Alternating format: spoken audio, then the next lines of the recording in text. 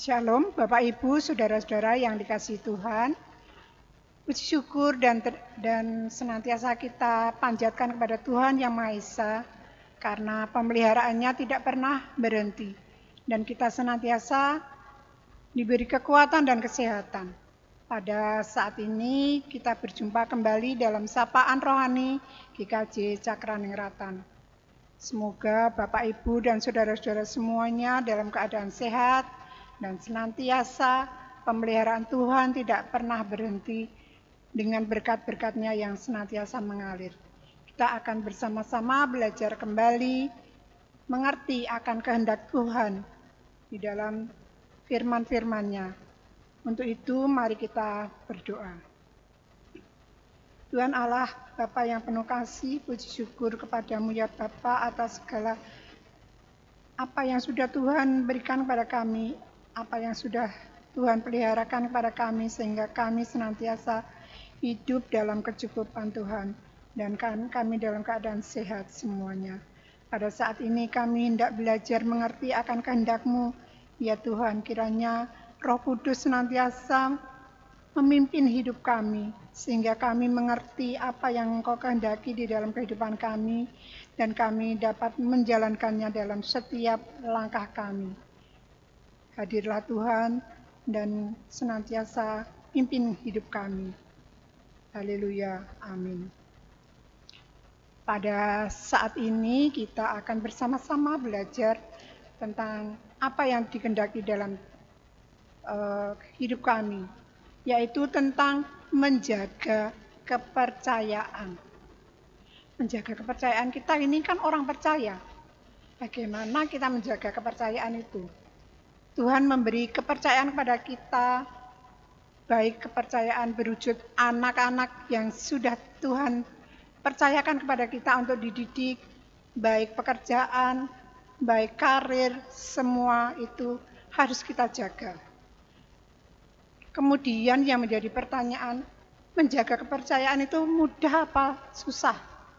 Ternyata tidak semudah apa yang diucapkan. Menjaga kepercayaan itu susah.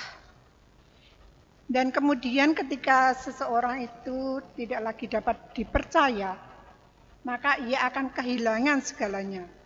Baik karir, baik mereka yang sudah memberi kepercayaan itu akan hancur.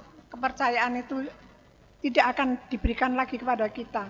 Karir kita, janji yang indah di dalam perkawinan pun akan hancur bila kepercayaan yang diberikan oleh pasangan kita itu tidak kita pegang dengan sebaik-baiknya. Untuk itu, mari kita lihat apa yang terjadi di dalam Alkitab, yang di sini Bapak Ibu Saudara bisa membacanya di dalam Samuel 1 ayat Samuel 13 ayat 1 sampai dengan 14. Tetapi saya akan menggarisbawahi yang Samuel 12 sampai dengan 14 yang demikian bunyinya. Maka pikirku itu pikirnya Samuel. Sebentar lagi orang Filistin akan menyerang aku di Gilgal. Padahal aku belum memohonkan belas kasihan Tuhan. Sebab itu aku memberanikan diri lalu mempersembahkan korban bakaran. Kata Samuel kepada Saul, perbuatanmu itu bodoh. Engkau tidak mengikuti perintah Tuhan, Allahmu, yang diperintahkannya kepadamu. Sebab sedianya Tuhan mengokohkan kerajaanmu atas orang Israel untuk selama-lamanya. Tetapi sekarang kerajaanmu tidak akan tetap.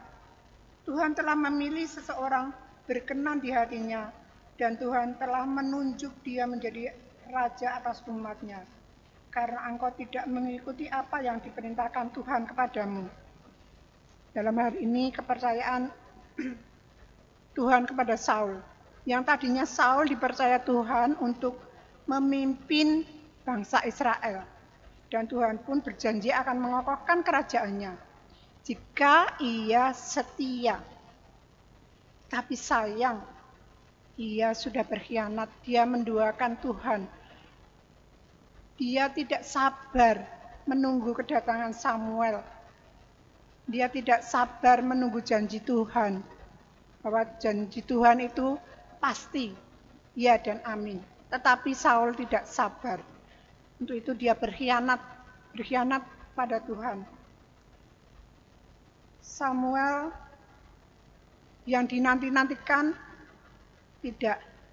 belum kunjung hadir, maka dia nekat mengambil alih tugas keimanan Samuel, yang harusnya Samuel yang mengerjakannya. Pelanggaran demi pelanggaran dilakukan oleh Saul terhadap Tuhan. Teguran dari Tuhan pun diabaikan. Saul sudah tidak lagi dipercaya Tuhan. Janji kokohnya kerajaan pun tidak terjadi karena Tuhan telah memilih orang lain untuk menggantikan posisinya. Kecerobohan tindakan Saul kiranya menjadi pengingat bagi kita bahwa memegang kepercayaan itu penting sekali. Apalagi menjaga kepercayaan Tuhan. Menjaga kepercayaan orang pun kalau kita diberi amanah, diberi kepercayaan untuk menjadi majelis, menjadi pemimpin kelompok, menjadi pemimpin gereja, menjadi pemimpin perusahaan, menjadi orang tua yang ada di rumah tangga kita.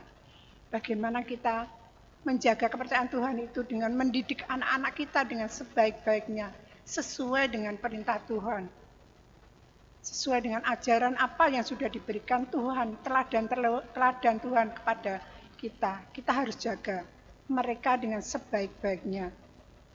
Bukankah kita sering mendengar bahwa di berita-berita televisi itu banyak orang tua yang tidak bisa menjaga kepercayaan dari Tuhan, amanah dari Tuhan, untuk menjadikan anak-anaknya anak-anak yang baik.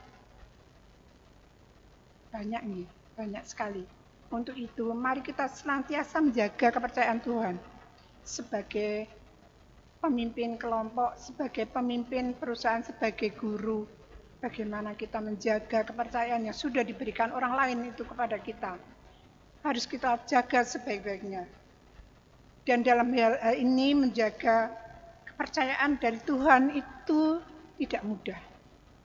Seorang yang dipercaya Tuhan adalah orang yang tetap tunduk dan setia melakukan kehendak Tuhan, apapun situasinya. Kadang-kadang Tuhan itu menempatkan kita pada situasi yang tidak menguntungkan, situasi yang sangat sulit untuk kita hadapi. Tetapi ya saat itulah, situasi yang seperti itulah, situasi yang mendesak itulah, situasi yang menakutkan itulah, saat itulah hati kita teruji.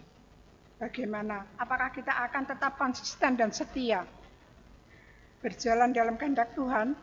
Apakah kita tetap menantikan Tuhan di tengah situasi yang paling sulit? Apakah kita orang yang dapat dipercaya orang lain di dalam masyarakat, apalagi dipercaya Tuhan?